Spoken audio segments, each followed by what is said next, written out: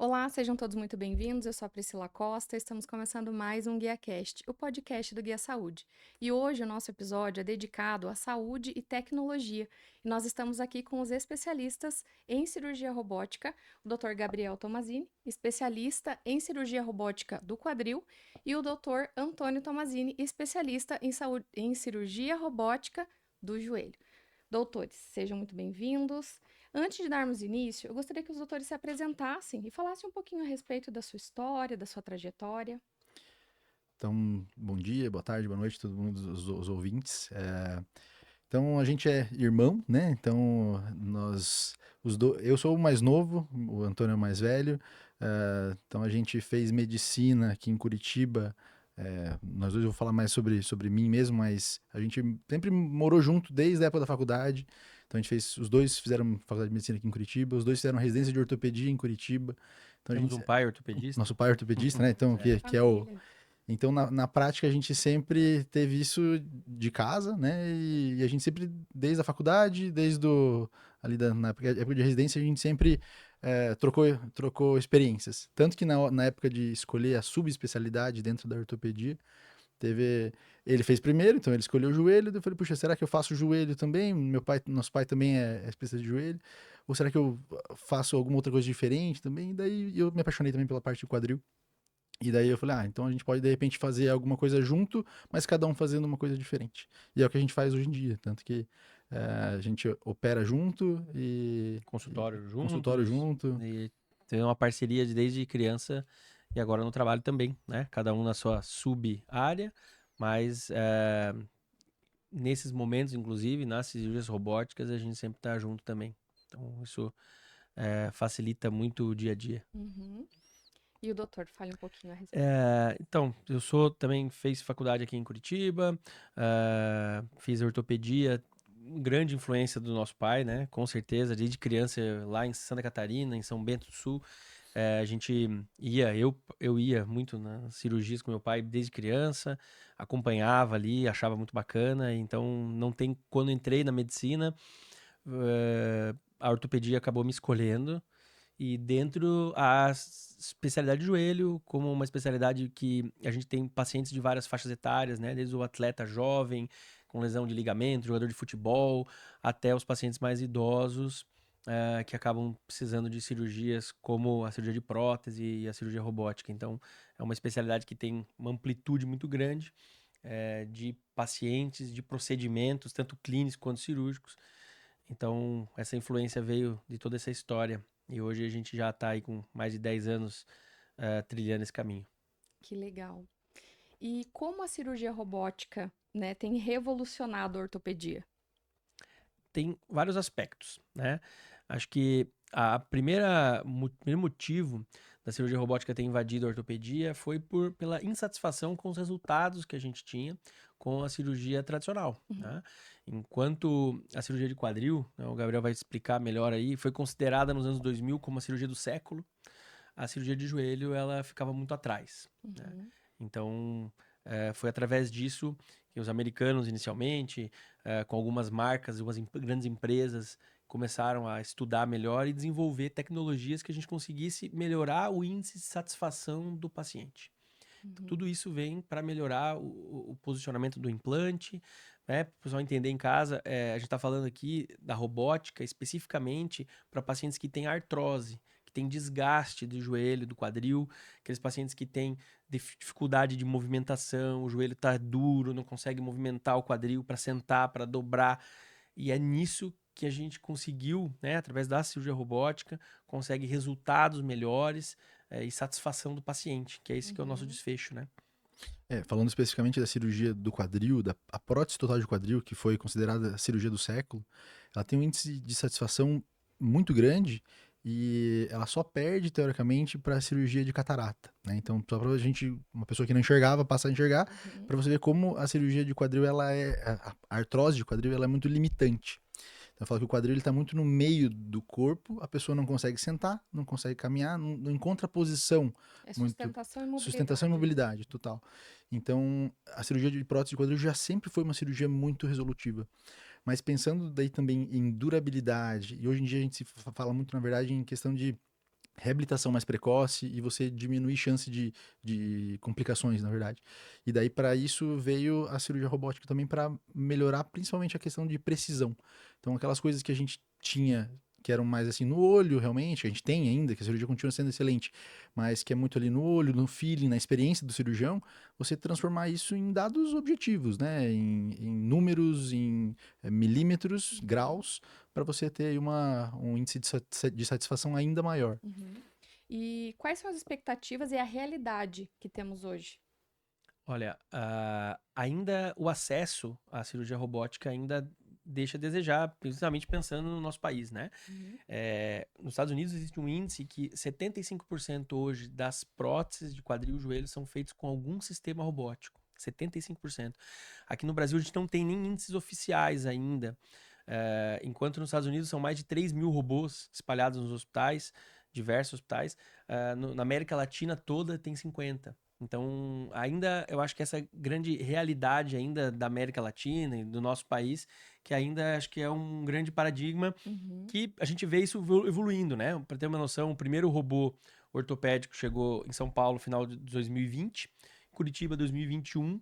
e desde lá vem crescendo cada vez mais. Agora está indo para o interior das outras cidades menores, as grandes capitais foram as primeiras, mas a gente está vendo uma expansão disso e é um caminho sem volta, assim como toda a tecnologia envolvida, né? A gente está vendo hoje inteligência artificial, né? Sim. A gente está tendo evoluções muito rápidas, né? E assim como eu falo que assim como a gente atualiza mensalmente, às vezes, o software do nosso celular, né? Uhum. E as coisas vão evoluindo, o software e até a parte robótica também vem evoluindo. Então, eu costumo dizer que às vezes tem ali uma disputa entre as empresas para você sempre criar algo melhor. Então, hoje em dia, você primeiro tinha um robô que era, assim, utilizava alguns tipos de parâmetros e você podia fazer, por exemplo, para o quadril, apenas um tipo de acesso. Hoje você tem ali uma versão 2.0, vamos dizer assim, Uhum. que é um outro robô que você faz ali a parte do planejamento um pouco mais completo no pré-operatório, e no intraoperatório você tem mais possibilidades de utilizar ele. Então, e provavelmente, a gente deve estar conversando aqui, mas provavelmente aí a indústria de tecnologia está trabalhando nisso para melhorar ainda mais, fazer novas atualizações. Isso tem acontecido também ano após ano, na Sim. verdade, né? E tem uma outra questão, tudo começou, né, nos Estados Unidos, Europa, enfim, que antigamente existia um tempo muito grande entre novidades que existiam lá. Então começa primeiro, a cirurgia robótica entra nisso. Mas cada vez mais, o mundo mais globalizado, internet, enfim, essa distância ela tem sido cada vez menor. Então, ao mesmo tempo que hoje em dia você tem ali uma novidade lá, que muito rápido ela acaba vindo para cá. Uhum. Então, cada vez mais essas atualizações. Antigamente era mais difícil, né? Demorava mais Exato. tempo, Então, né? A gente já tem um gap ali, mas assim, ele é cada vez muito menor. menor, né? Uhum. Hoje a gente consegue fazer a mesma prótese e ter o mesmo robô que os americanos têm acesso, né? Então a gente não tá perdendo em nada nesse sentido. Demora um pouco para chegar, mas o que tem hoje. O acesso para o paciente que é mais difícil, É. questão de custos, evidente, nossa realidade, mas a gente tem acesso hoje ao mesma tecnologia. Uhum. E, doutor Gabriel, a gente vai começar pelo quadril. E como a cirurgia robótica atua especificamente na colocação da prótese no quadril? Então, isso é um assunto que a gente sempre fala ali pro paciente mesmo, porque como que funciona, né? Primeiro, o robô não opera sozinho, o robô ele é um auxiliar desde o pré-operatório, mas principalmente no intraoperatório, a gente, a gente tem alguns sensores que a gente coloca, então são essa partezinha aqui de dentro, Uhum. e o robô ele tem uma câmera que vai perceber exatamente aonde que está o paciente naquela posição. Então a gente tem ali alguns Um GPS, né? um GPS que Uhum. você coloca, Né? um guia, exatamente. Então tem alguns que são assim. Então você consegue ver, na verdade, em vários planos, né? Uhum. Aonde que está o corpo, o quadril do paciente dentro do espaço. Uhum. E o robô ele faz, na verdade, um espelhamento entre a tomografia e o planejamento pré-operatório com aquilo que ele está lendo através desses sensores no intraoperatório. Uhum. Então, toda a movimentação que eu faço com o quadril ali do paciente no intraoperatório, o robô tá lendo e ele sabe exatamente aonde a gente vai colocar a prótese, baseado naquele planejamento que a gente mesmo fez junto com o software dele. Então eu falo que assim, é um trabalho em equipe, desde o pré-operatório quanto no intra, através dessas coisas desses sensores que a gente coloca, de marcações que a gente tem no intraoperatório. E eu falo que daí o robô ele vai permitir com que a gente faça exatamente aquilo que está planejado, sem a gente ter nenhuma dúvida praticamente do posicionamento principalmente, tá? Tem como se fosse um roteiro. Exatamente, a gente tem um roteiro e ele assim, ele transforma isso, que eu falo assim, transforma em números, e eu consigo ter certeza que eu tô colocando a prótese no lugar que eu quero, né? Para daí, obviamente, você pensar em melhores resultados, menos chance de complicação e tudo mais, né? Mas isso não exime o cirurgião de ter feito um bom planejamento, Sim, de porque ter tem a estudado a parte melhor humana por técnica. trás, né? Exatamente. A parte, por exemplo, do acesso, cirúrgico acesso, continua sendo o acesso que o cirurgião faz. Até porque cada pessoa é uma pessoa e cada organismo é um organismo, né? Exatamente. Então, né, vai desde a indicação da cirurgia até mesmo ali a execução, o ato em si, né? Mas é mais ou menos assim que o robô pro quadril ele atua. Então ele atua nessa parte de você planejar, fazer esse espelhamento, ele auxilia ali na fresagem, que é quando a gente faz ali, vamos dizer, um molde para colocar a prótese definitiva.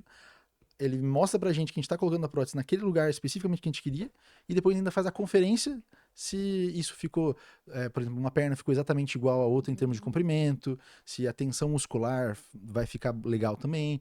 Então, são todas as coisas que vão justamente dar um melhor resultado, né? E com o joelho funciona da mesma forma? O joelho é mais complexo que o quadril, né? Desculpa, mas é verdade. Porque é o seguinte, o joelho ele tem muitos ligamentos, né? Ele tem, a gente vê pessoas, todo mundo conhece alguém, já viu na rua, pessoas que têm o joelho bem para dentro, bem para fora, a gente chama de deformidades em var e valgo, que são características já de uma deformidade ao longo do tempo, do desgaste.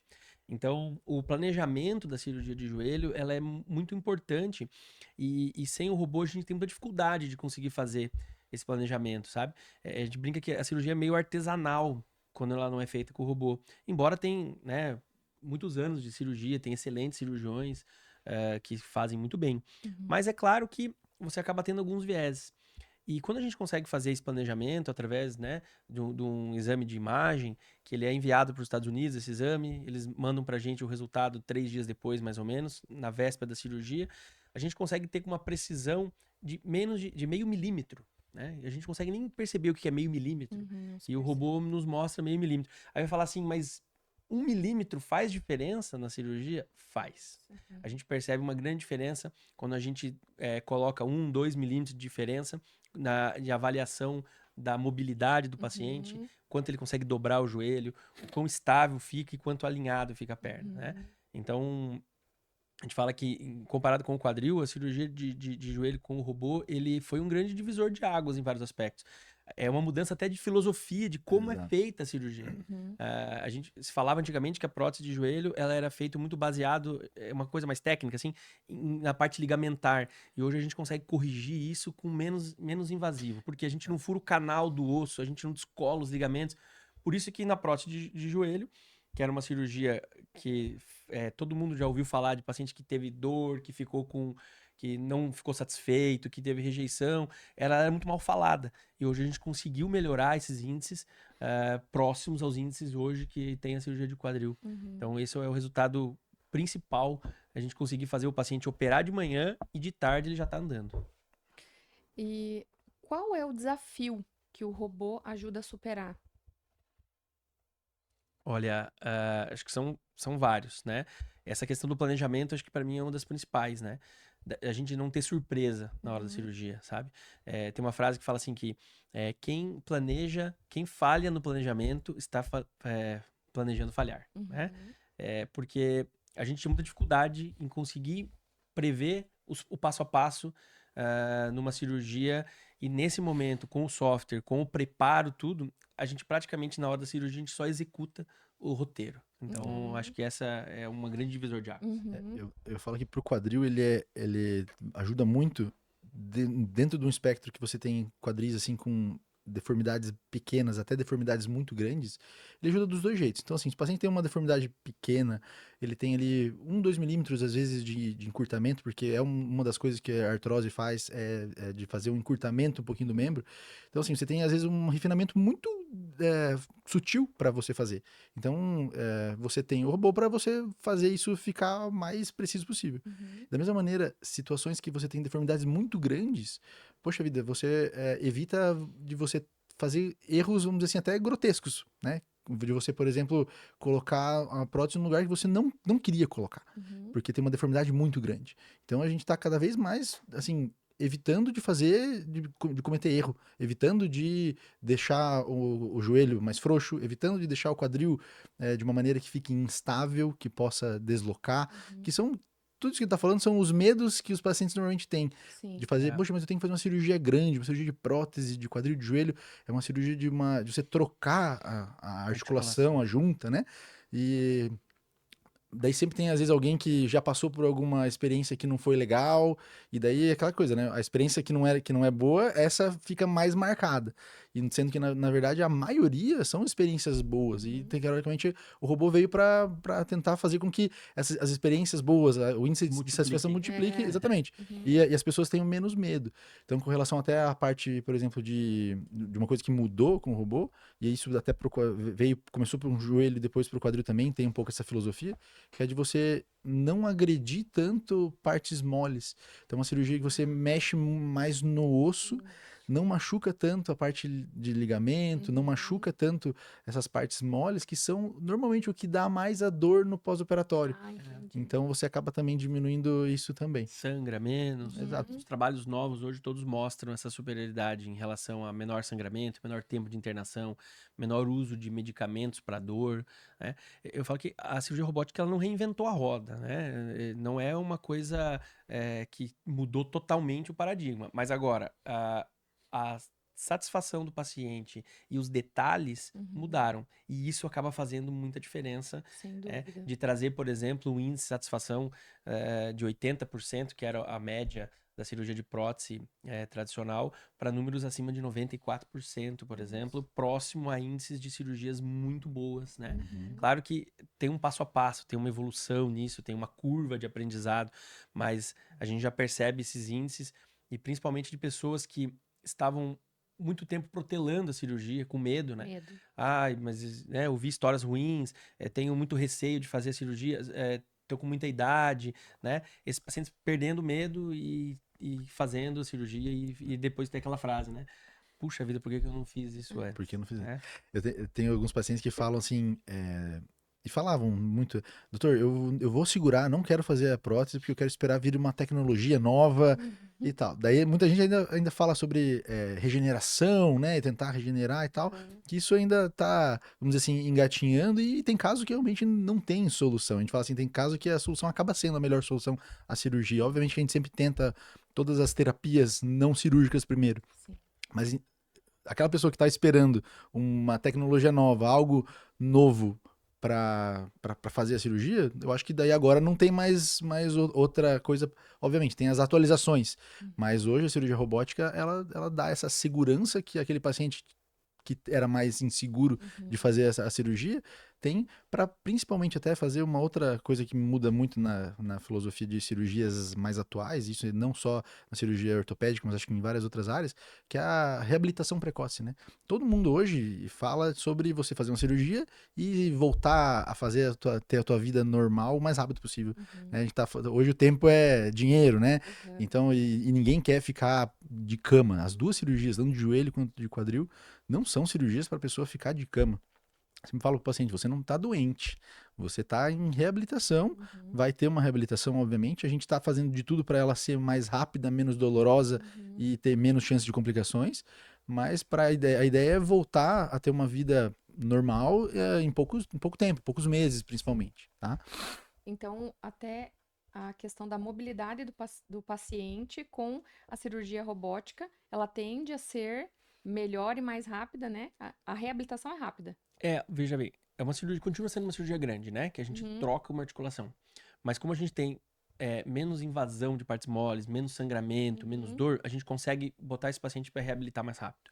Então, no joelho, por exemplo, o paciente opera de manhã, de tarde ele já está caminhando com andador, mas ele já vai andando pro banheiro. Ai, achei que ficavam 6 meses na cama. Nada! Já vai andando pro banheiro com andador.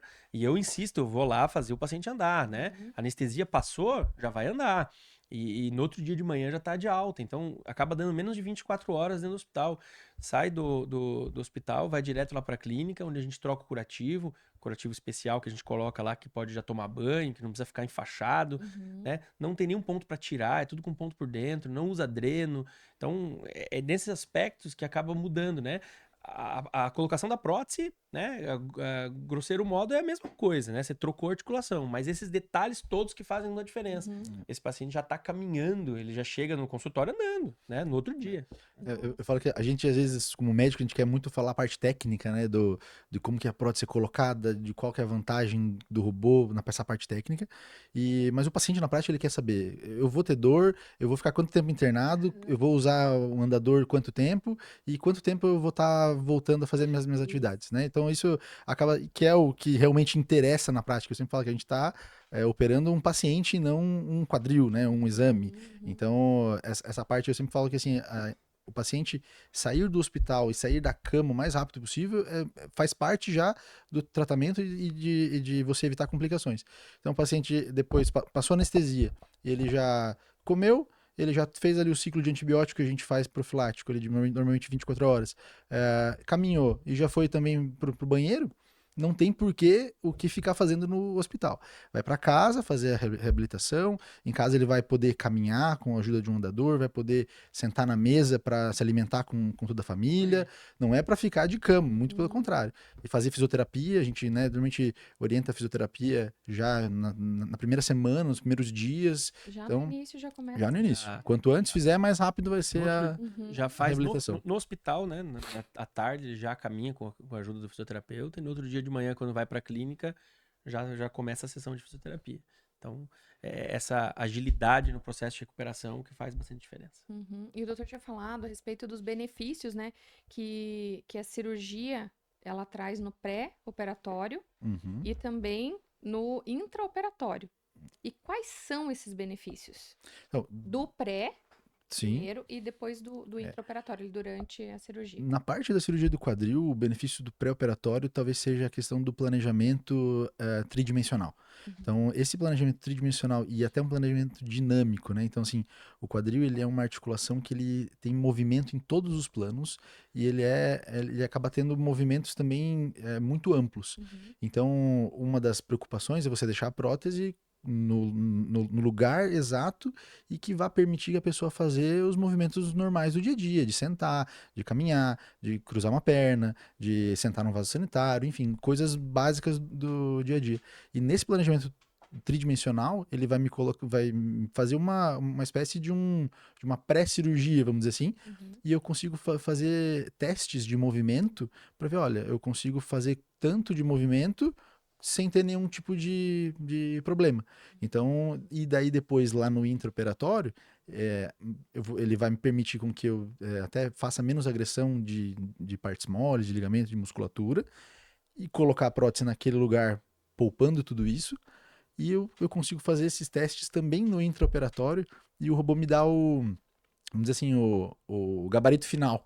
Ele faz ali, olha, realmente, a prótese ela tá colocada naquela localização, ficou com um comprimento igual, fiquei ali com uma tensão muscular igual, então aquele planejamento que a gente fez, ele foi executado 100%. Usando a matemática para fazer coisas subjetivas, né? Que a cirurgia até então ela é uma cirurgia que tem muitas características subjetivas de cada cirurgião, de impressão, de feeling, e a gente transforma isso numa coisa mais matemática, uma coisa mais reprodutível, né?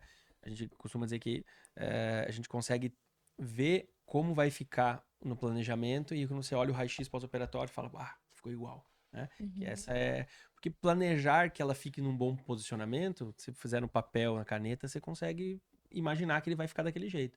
Mas é muito diferente de quando você vai executar, né? É um projeto aqui, né? Da sua cozinha, você projeta a cozinha lá, a hora que você vai olhar, fala, pô, mas essa porta não era assim. É tudo diferente. Uhum. E o robô deixa a gente com essa certeza, essa segurança de que vai ficar igual. É, eu acho sensacional tudo isso, porque a gente imagina que o sistema ali, né? Uhum. Vocês vão só dar os comandos e o robô vai fazer tudo sozinho, É, né? É o que as pessoas pensam, né? Quando sim. fala sobre um robô, o robô vai operar sozinho, né? Mas assim, quais são os diferentes tipos robóticos que se tem hoje? Quais são os robôs? Historicamente, começou com a navegação, Exato. que era uma espécie de uma câmera com sensores que ela só vai mostrando para você se você está no caminho certo ou não. Mas ela não tem tantos recursos. Depois, com a chegada do robô Rosa, que é um robô americano, e depois o robô Meiko, que é um outro robô americano, eles têm braços robóticos, né? Uhum. Então, o robô é composto por uma tela com uma câmera e um outro aparelho, um outro dispositivo, que é o braço mecânico. Uhum. E esse braço mecânico vai fazer com que tudo que eu planejei no software, eu aciono o braço mecânico posiciona ele no local do joelho e ele me mostra, no caso de um dos robôs que é o Rosa, ele me mostra a posição ideal para eu fazer o recorte daquele osso para encaixar a prótese, tem a prótese para a gente mostrar aqui depois, e já o robô Meiko, a serra fica acoplada no braço, então tudo que eu vou fazer o movimento, o robô ele tem até a sensibilidade de stop, de parar, de saber aonde eu tenho que cortar. Então, acho que essa é a grande questão, que ele me dá essa precisão para que eu consiga reproduzir aquilo que eu Eu acho que a planejei. gente pode mostrar a prótese, Hum? então. Olha o esqueminha Essa do aqui é a, joelho. a prótese, tá dando para ver aí bem? A prótese de joelho, né? Então aqui ela é, basicamente, o pessoal acha que tem que cortar fora um pedação do joelho. Na Uhum. verdade, ele é como se fosse um recapeamento, a gente fala, né? Então aqui é um modelo de prótese. O que o robô nos ajuda a fazer? Esse recorte. A gente chama de chanfros, né? Percebe que esses chanfros aqui, eles têm que ter uma precisão impecável para que a Para poder prótese consiga encaixar. encaixar. Uhum. E aí, num paciente que tem um joelho reto, não parece a princípio tão difícil. Mas os pacientes que têm deformidades, geralmente a artrose faz deformidades, que é o Uhum. joelho torto, que o ligamento não tá bem equilibrado, é o que ele faz a grande diferença. A gente Uhum. consegue cortar de uma forma, esse recorte, de uma forma que ele fique absolutamente preciso e fique bem encaixado, né? Então aí você tem o componente em cima, que é a parte femoral, a Uhum. parte de baixo tibial, e esse branco aqui, que é um polietileno, vai fazer o papel de amortecedor do joelho, justamente num joelho que está gasto. Olha só. E é isso aqui que a gente consegue fazer em 1 hora e pouco de cirurgia, consegue literalmente transformar, né? A gente brinca assim, existe cura para artrose? É uma pergunta complexa. No joelho, quando a gente está falando em prótese, sim, né? Esse joelho nunca mais vai ter artrose. Não vai ter problema mais. Não vai ter artrose, né? Olha só, que sensacional. E a questão do quadril também?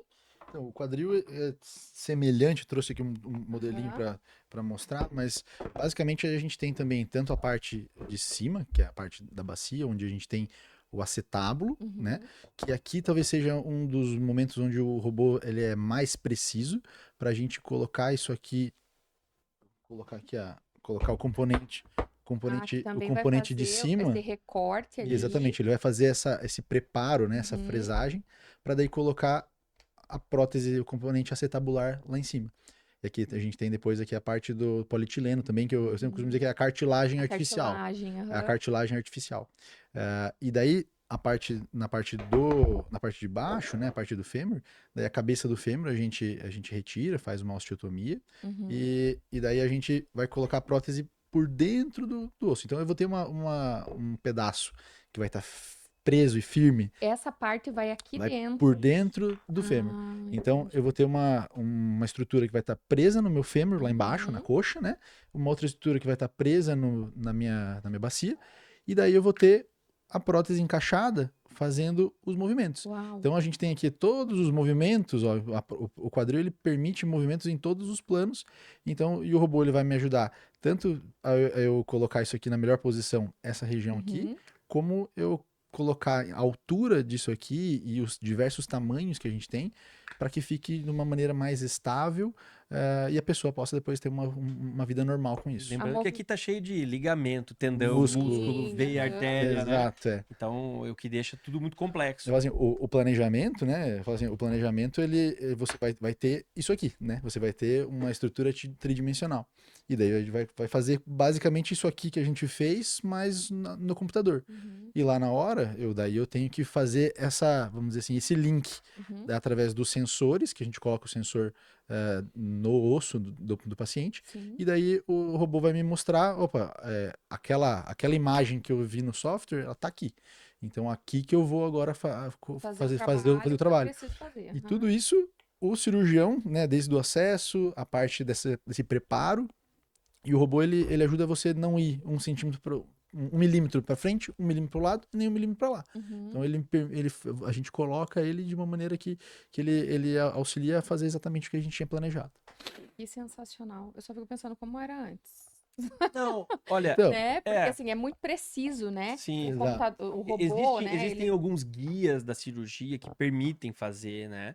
Mas, assim, às vezes a gente tinha resultados que falam assim, puxa vida, podia ter ficado um pouco melhor, entendeu? Uhum. A gente sempre, Essa precisão, esse a detalhe. gente sempre utilizou e utiliza, né, ainda, marcos anatômicos. Então a gente tem marcos Sim, anatômicos sim. dentro de cada paciente, enfim, e daí também baseado sempre em raio-x, né? Então, Sim. o raio-x para ortopedista ainda é primordial. Sim. O raio-x, ele, por mais que seja um exame que ele é em 2 dimensões só, ele é o que o nosso olho está mais acostumado Sim.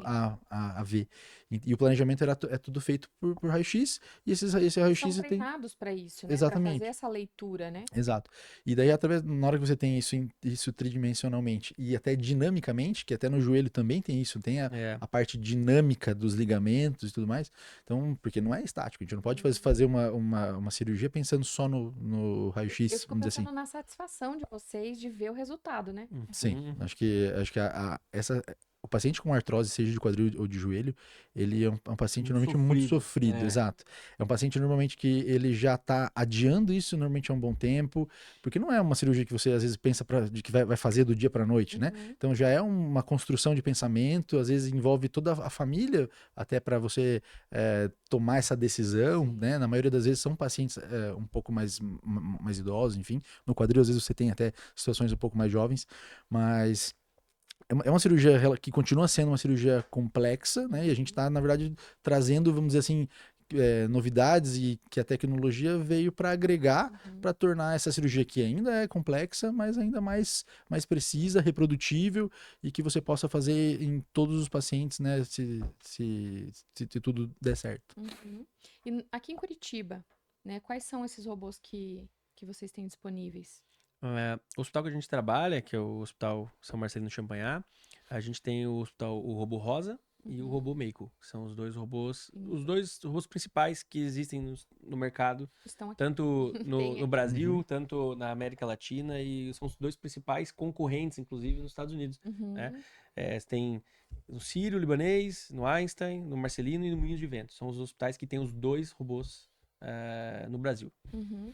Que sorte a nossa daqui, né? Também. Bem servido. Exato.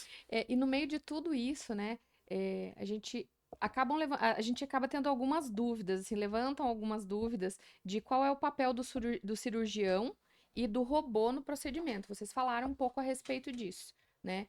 Aonde entra o papel do robô e aonde entra o papel do cirurgião. Como que vocês fazem isso no passo a passo? O robô continua sendo nossa ferramenta, né? Uhum. Embora tenha alguns robôs indianos surgindo aí que já tem uma certa autonomia, acho que talvez sejam os próximos passos daqui para frente. O robô ele obedece 100% o que a gente faz, né? Ele não tem nenhuma inteligência artificial, ele não toma decisões.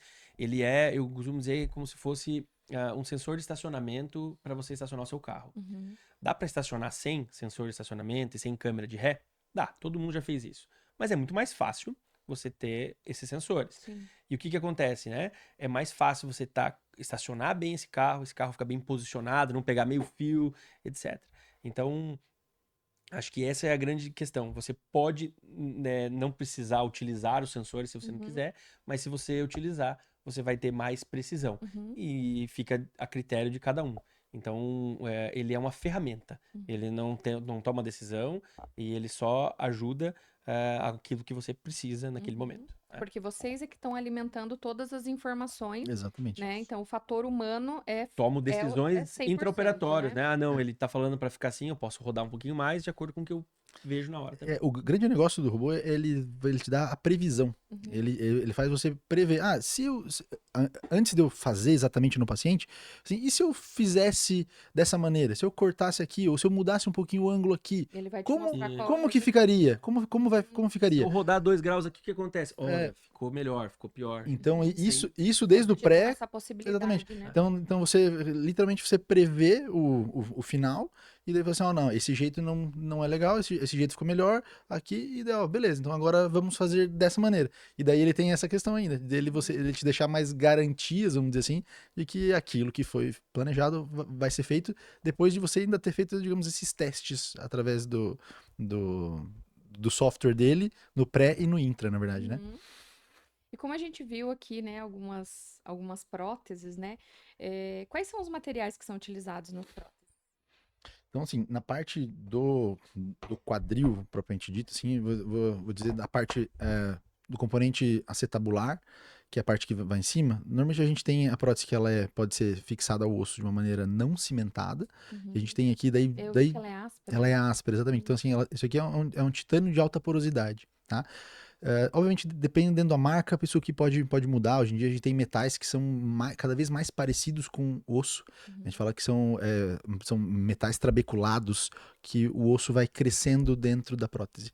Uma tentativa de tentar fazer a prótese virar um pedaço do corpo da pessoa. Incorporar, exatamente, tá?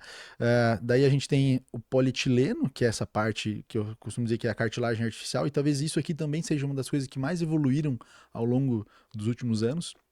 Você não pode ter um componente desse que ele não pode nem ser tão duro a ponto de quebrar, nem ser tão mole a ponto de gastar.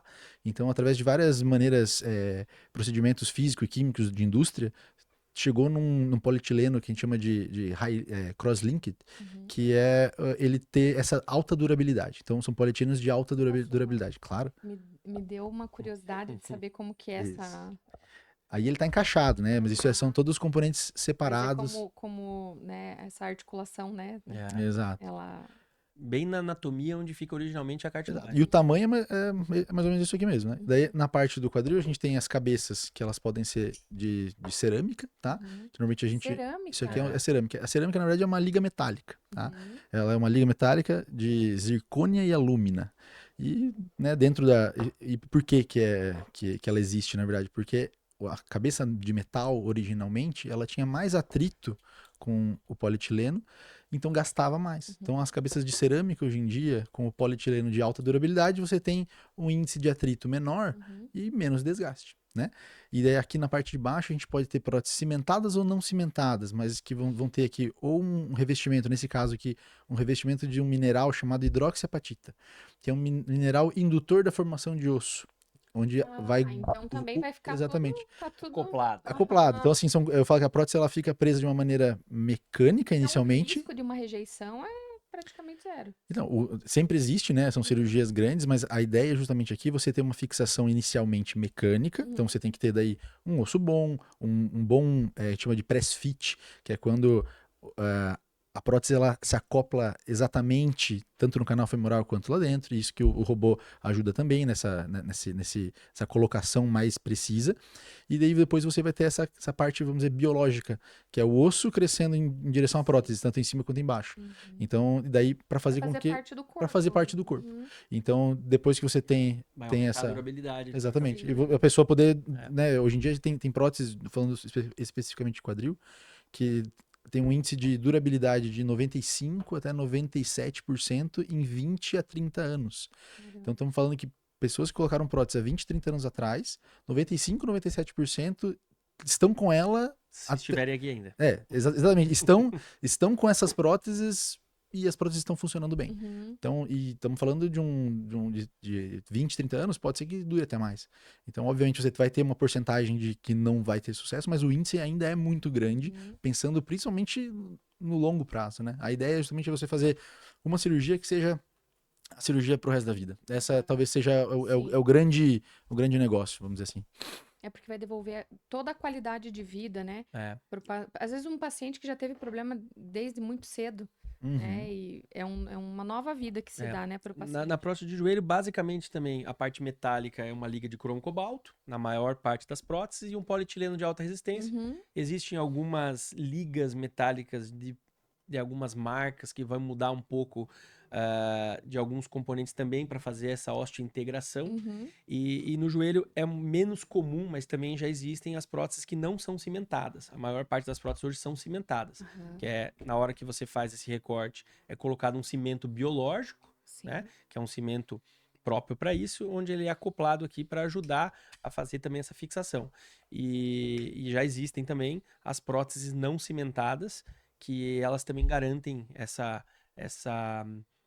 com o tempo, dessa integração do Uhum. osso sem precisar de um cimento, né? E aqui na parte da articulação, no caso, é o É o mesmo polietileno tanto para também. um Polietileno. quanto para outro. Exato. Exato, a mesma exato. tecnologia de amortecedor. Uhum. O que muda às vezes é a questão do formato, enfim, né? Ali, principalmente Isso. na parte do joelho. Algumas são mais anatômicas, aí mais uma diferença individual de marcas. E a questão da prótese, assim, ela é feita especificamente para cada paciente? Ou não? Não, Ela já boa tem. pergunta. O pessoal confunde muitas vezes que a cirurgia robótica vai ser personalizada o material. Uhum. Existem próteses personalizadas, que o custo é estratosférico, até existe no Brasil, mas o que o robô nos mostra é que a gente não precisa fabricar uma prótese para o paciente. Uhum. Com os números de próteses que a gente tem, por exemplo, no mercado, cada fabricante desse tem em torno de 12 a 14 tamanhos diferentes, a gente consegue adaptar no joelho do paciente. É como se fosse numa loja comprar um sapato. Uhum. Né? Pode ser que o 42, o 43, o 44 vai servir para você.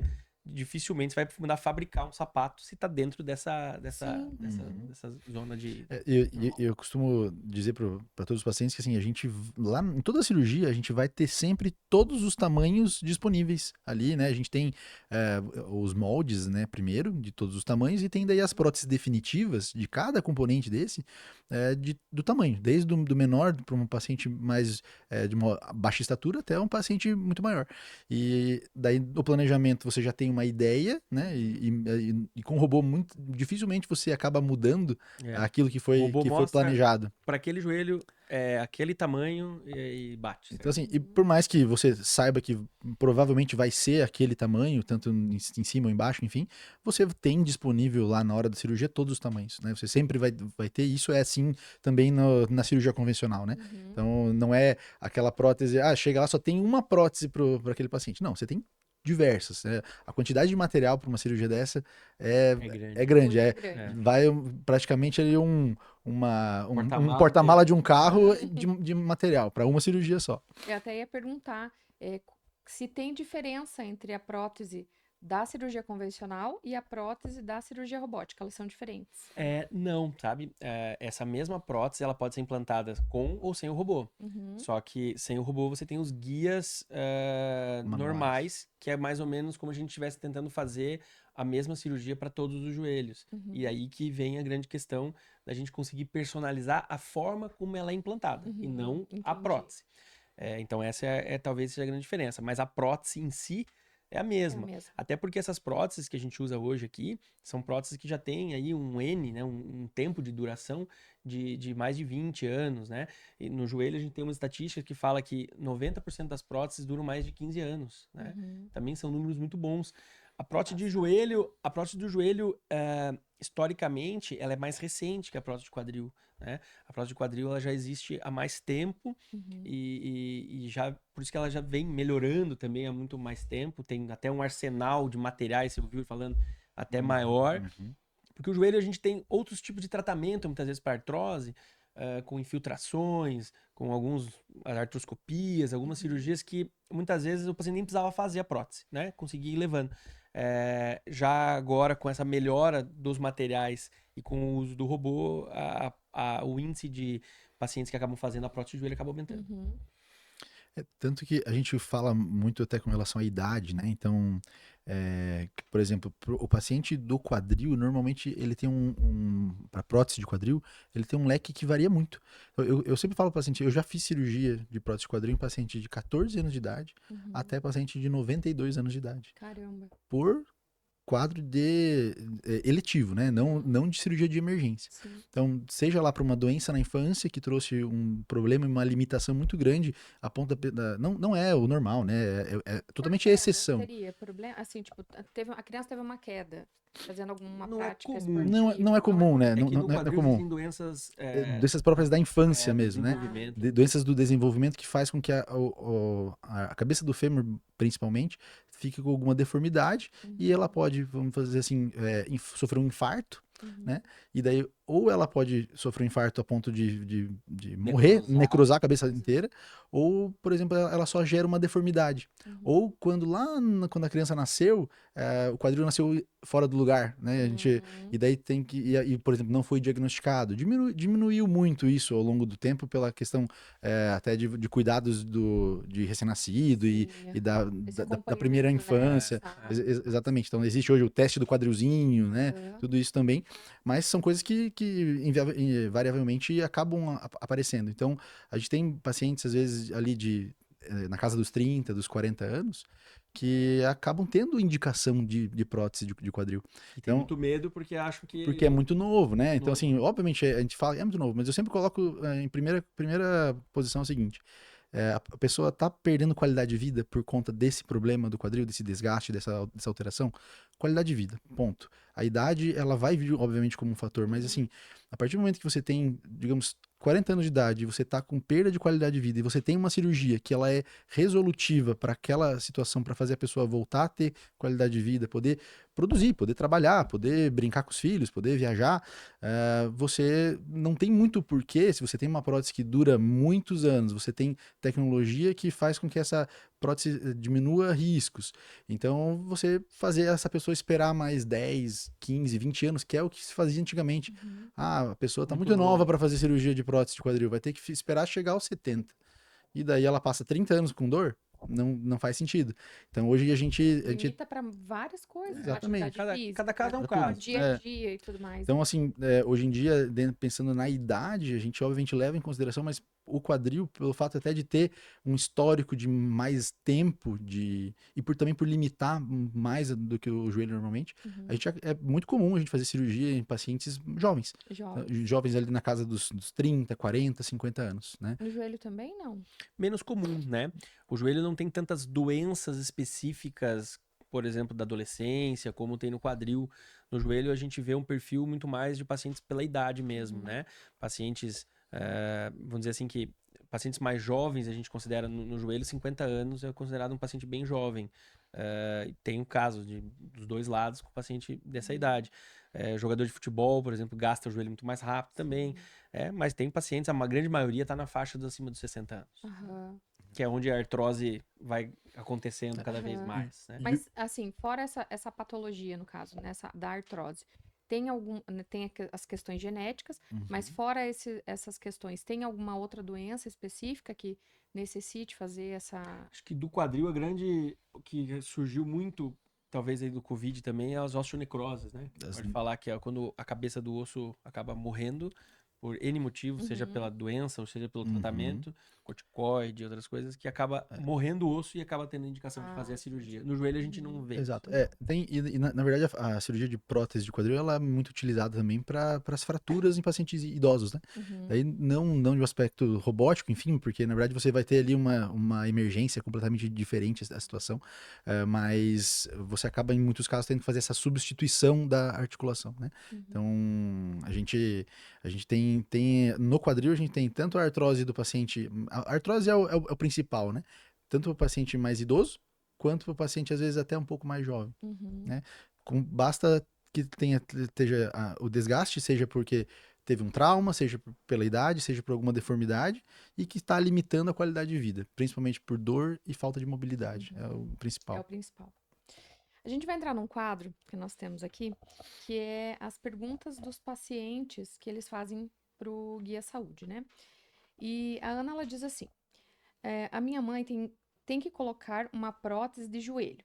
A cirurgia robótica é coberta pelo plano de saúde? Então, ainda hoje, ainda não, né? A prótese, né, que é o implante, a cirurgia em si, sim, mas a robótica, ela faz parte do rol da Agência Nacional de Saúde, não faz parte dos itens obrigatórios de cobertura nesse momento, tá? Assim como é o robô Da Vinci, que é um robô que opera câncer, opera próstata, opera várias doenças também, ou o neuronavegador, que opera a cabeça. Então, essas tecnologias robóticas ainda não fazem parte dos itens obrigatórios de cobertura, Uhum, e geralmente o paciente acaba tendo que complementar essa parte, né? entendi. E o Pedro, ele escreveu assim: Tenho artrose no quadril e estou pensando em operar. Qual é a idade ideal para fazer a cirurgia robótica? Tem limite de idade? Então, com relação à idade, a gente não existe uma idade mínima nem uma idade máxima. Uhum. Então, assim, É a necessidade. exatamente. Eu costumo dizer assim que quem indica para o paciente da artrose de quadril o que dá para fazer, no caso a cirurgia de prótese com robótica, enfim, é o médico. O médico fala assim, ó, acho que você tem indicação de fazer uma cirurgia de prótese de quadril robótica. O quem indica quando fazer é o paciente. Ah, É o paciente que vai, dentro dali da sua logística de vida, dentro do quanto isso está limitando a qualidade de vida dele, falar, opa, cheguei no momento. Obviamente que esse paciente ele já está sendo tratado de uma maneira conservadoramente, né, com medicação, com fisioterapia. Então, quando a gente percebe que todo esse tratamento não cirúrgico, ele está falhando e vai piorando ao longo do tempo, uhum, daí o próprio paciente procura a gente e fala assim, doutor, acho que chegou a hora, vamos fazer logo essa prótese de quadril. uhum. E a Maria pergunta: A recuperação depois da cirurgia robótica é realmente muito mais rápida? Quanto tempo para voltar ao normal? Normal é uma palavra forte, né? Eu costumo Uhum, dizer assim, olha, carro batido não é igual carro novo, né? é verdade. Você não é um joelho normal como era quando você era jovem. Mas é um joelho funcional, né? E é para ter mobilidade e sem dor. Uhum, Então, a grande diferença é que, sim, o paciente já anda no dia da cirurgia, né? Já de tarde, passou anestesia, já tá andando. No outro dia já tá em casa, né? Com menos de 24 horas no hospital. Já consegue fazer os treinos de mobilidade. E eu costumo contar os pacientes, perguntar assim para eles: quanto tempo depois da cirurgia que a senhora, o senhor esqueceu que fez a cirurgia? Esqueceu que o joelho incomodava, seja antes da cirurgia ou principalmente no pós-operatório? Tem paciente que já me respondeu assim, 30, 40 dias. Não dá para gerar essa expectativa toda, tá? O normal é entre 3 e 4 meses. O paciente uhum. fala assim, doutor, eu já esqueci até qual lado que eu operei, né? Então, essa é a melhor frase da gente ouvir, né? É. Doutor, eu já nem lembro que fiz a cirurgia. Ou então, teve outro dia a paciente falou para mim assim, doutor, tá ruim, não tô legal, não tô legal. Ela tava com 6 meses de cirurgia. E daí ela botava a mão assim no joelho, eu olhava no meu prontuário ali, dizendo que eu operei o joelho esquerdo, e ela colocava a mão no outro, e eu fiquei preocupado. Eu falei, será que eu escrevi errado? Começou a me angustiar ali, daí eu falei, cortei ela assim, falei, desculpa, mas qual joelho a senhora tá falando? Ela falou assim, o outro. O que eu operei, tô ótima. Eu tô reclamando desse Ai, outro. Agora eu não consigo andar, não consigo fazer as coisas, doutor. E aí ela já tava se angustiando porque ela pensou, puxa sim. vida, acho que eu vou ter que fazer outro lado. Que talvez naquele primeiro momento ela nem imaginava que o outro lado tava tão incômodo. Porque E, daí quando Sim. o outro ficou bom, aí que começa a sentir, exato. né? Até essa pergunta na parte do quadril, existe um termo em inglês que é utilizado que a gente chama de forgotten hip, que é quadril esquecido, que talvez seja o grande objetivo de nós como cirurgiões, que é o paciente ele esquecer que tem quadril, É porque esquecer a que gente tem não lembra se a prótese. gente for, né? Exatamente. Isso. Não sei que Só que tenho, o né? paciente que tem dor no quadril, ele Lembra o lembra tempo todo momento. Eu falo assim, o paciente que tá com dor, na hora que ele deita, na hora que ele senta, na hora que ele entra no carro, na hora que ele vai vestir uma calça, um sapato, ele lembra que ele tem quadril, né? Ele lembra que ele tem quadril, porque o quadril tá avisando, tá Uhum. doendo. Então depois que melhora a dor, a gente fala uma média para o quadril em torno de 3 meses, né? Então, assim, a recuperação completa, obviamente, dependendo do grau de deformidade, pode ser um pouco mais, ou às vezes o paciente mais jovem, às vezes um pouco menos, para o paciente ter ali uma vida mais perto do habitual, do normal. E muitos pacientes, às vezes, dentro desse mais longo prazo, chegam nesse quadril esquecido, Uhum. que nem lembra que fez a cirurgia, só tem só lembra porque realmente tá ali, mas no Viveu dia a dia. aquilo, mas, né? No dia a dia acaba Esse não é, tendo. Esse esse é o é o grande ponto, objetivo. ponto máximo que a gente Exato. chega quando chega a isso, né? Mas eu tô achando assim o tempo de recuperação rápido, né? É um tempo de Se recuperação for ver super pelo rápido. tamanho das cirurgias, É, Sim, com certeza, né? com certeza. Prótese, é uma prótese, sim, então, sim. Exatamente. né? E agora a gente tem um quadro que se chama Mitos e Verdades. Então vamos lá. É verdade que na cirurgia robótica o robô opera sozinho, sem a intervenção do médico? Isso é verdade ou mentira? Ainda não, ainda é mentira. Eu acho que talvez vamos caminhar para isso um dia, Aham. mas ainda ele é totalmente uma ferramenta que a gente que guia, a gente que marca, a gente que conduz ele. Então, ainda isso é um mito. Uhum. E é verdade que essas tecnologias são apenas para casos muito complexos e não para cirurgias de rotina?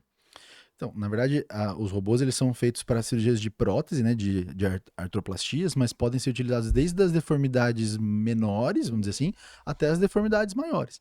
Então, por exemplo, especificamente para prótese de quadril, ainda não tem o robô que auxilia na troca da prótese, Aham. né? Então, que vai ser provavelmente as próximas atualizações. Uhum. Mas na prótese primária ali, ele sim, ele ajuda e muito, né? Não tem nem o que dizer, enfim. E estamos chegando ao fim. E eu gostaria de saber qual é a principal mensagem que vocês querem deixar para o público. Acho que a principal mensagem é que o paciente não precisa ter medo de postergar quando tem a indicação, tá? Uhum. Veja, a artrose, ela continua sendo uma doença multifatorial de tratamento complexo. Uhum. E a gente sempre vai tentar o tratamento conservador, né? Não é porque o paciente tem idade, então ele já tem artrose, tem que fazer a prótese. Então a gente vai sempre, independente do grau de artrose inicial que a gente vai abordar, esse paciente vai fazer o tratamento conservador. Fortalecimento muscular, diminuição de peso, uso de alguns medicamentos analgésicos quando necessário. Tem alguns suplementos alimentares que tem pacientes que relatam uma boa melhora. As infiltrações no joelho são chaves importantíssimas, muitas vezes, para protelar ou às vezes até evitar uma cirurgia em artroses mais leves, como o ácido hialurônico, que é uma grande terapia feita no consultório, de minimamente invasiva, uma injeção que aplica no joelho e que melhora muito os casos de pacientes. Mas aí a gente vivia esse limbo. A hora que chegava nesse estágio onde o ácido hialurônico não funcionava muito, onde essa artrose já estava com uma deformidade maior, o paciente, para passar para o estágio cirúrgico, era uma lacuna muito grande, um medo muito grande. E a grande mensagem é: não precisa ter esse medo. Uhum. A gente consegue hoje trazer qualidade de vida através da cirurgia. É um procedimento cirúrgico, mas a gente consegue resultados muito melhores em que esse paciente não precisa ficar protelando muito tempo nas artroses mais avançadas. Esse desgaste que vai consumindo aí o paciente, fazendo ele usar um monte de medicamentos. Atendi ontem um paciente que toma Torcilax, toma remédios fortes todos os dias, né? Então você imagina o dano que isso vai gerar num paciente tomando corticoide. Ele pega o corticoide lá e vai tomando dia sim, dia não, sem prescrição. Você imagina a quantidade de danos que esse paciente está fazendo para a saúde dele. Sim. E que a cirurgia vai fazer um bem muito maior, no sentido de que vai curar o problema do desgaste, da artrose, e é o único tratamento resolutivo da artrose. A gente tem os dois caminhos, de tentar protelar uma cirurgia, e em muitos casos funciona muito bem, e eu sempre incentivo que o paciente tente, em uns aspectos, protelar isso, mas quando chega a hora, quando a artrose está avançada, quando a qualidade de vida já está ruim, o paciente não consegue passear, o paciente vai se isolando da família, o idoso ele deixa de participar de eventos sociais, de viagens. Porque não consegue, porque né? ele tem medo de vai lá no shopping, não tem lugar para sentar, ele vai atrapalhar a família. E a família sente isso, ele tenta enganar muitas vezes. Tem paciente que mora na praia lá, era uma tristeza para ele que ele não ia na praia com os netos. Ele via os netos lá e ficava inventando desculpa para não ir, porque andar na areia era um sufoco. Então chega um momento que ele fala: poxa, peraí, né? A minha saúde tá boa, minha cabeça tá boa, mas eu tô preso dentro desse corpo, meu joelho. E hoje a gente consegue dar essa qualidade de vida. Não é mais um bicho de sete cabeças, a gente consegue ter uma recuperação muito boa. Acho que essa é a principal mensagem. Procure, né, um especialista que tem essa capacidade, que tem essa capacitação, que tem essa formação, que certamente você vai ganhar essa confiança que você precisa para resolver o problema. Eu sempre falo que assim, ter medo de uma cirurgia é normal. Acho que é anormal você não ter medo, né, de ir para uma mesa de cirurgia. Mas faz parte até da gente, como médico, cirurgião, deixar o paciente mais confiante e mais seguro daquilo. Então, disso aqui que a gente está falando, que na verdade a gente está informando o paciente está bem informado do que vai ser feito com ele, de como é o pós-operatório, de o que vai acontecer com ele ao longo das próximas etapas. Tudo isso deixa ele mais tranquilo, então até ele sabendo que está sendo feito o melhor possível, deixa ele mais tranquilo tanto para decidir em fazer a cirurgia, quanto depois para ele parar de tomar ali um monte de remédio para dor, daqui a pouco tá com problema no rim, tá com problema no estômago, Fígado. porque tá com um monte de medicação tomando todo dia. Então a gente faz da mesma maneira que tem lá a cirurgia bariátrica que faz com a pessoa parar de tomar remédio para diabetes, por exemplo. Eu falo que a artrose faz a pessoa parar de tomar remédio para dor, Anti-inflamatório. anti-inflamatório, que também é Uso muito pro ruim. Anti-inflamatório, corticoide. Até porque chega num momento que não faz mais efeito, né? É. Também. E, na verdade é porque o desgaste às vezes tá aumentando tanto, né? E tem uma outra questão que às vezes a família fala assim, mas meu Deus, quem que vai cuidar do meu pai, da minha mãe no pós-operatório?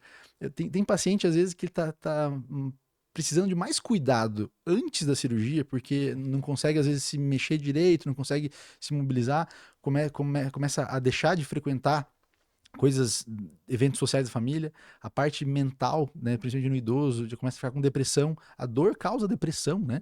Então, tudo isso, depois, o cuidado pós-operatório, óbvio que existe um cuidado do pós-operatório, mas assim, são durante algumas semanas, durante os primeiros meses ali, e depois isso tem um resultado mais duradouro, que às vezes aquela família fala assim, nossa, era muito mais difícil cuidar dela antes da cirurgia do que agora, já no segundo mês de cirurgia. Olha só. Então, e daí a paciente tá mais feliz, ela tá normalmente ali, até volta nas primeiras consultas às vezes já com uma carinha melhor, mais maquiada, uma roupa melhor, porque conseguiu vestir.